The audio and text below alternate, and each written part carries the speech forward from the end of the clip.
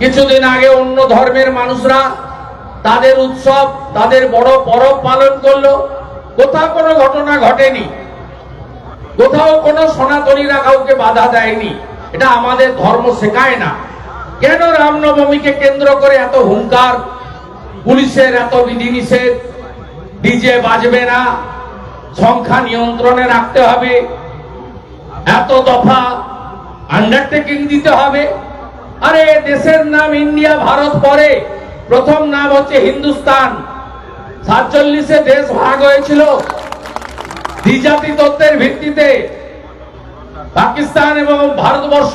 তাই হিন্দুস্তানি হিন্দুদের ধর্ম পালনের ক্ষেত্রে এই যে বিধিনিষেধ, এর জন্য আমাদের এক হতে হবে।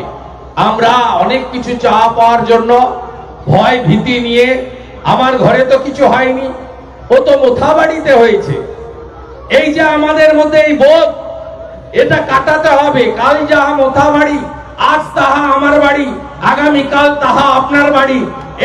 এটা যদি না ভাবেন হিন্দুরা, তাহলে হিন্দু ধ্বংস হয়ে যাবে।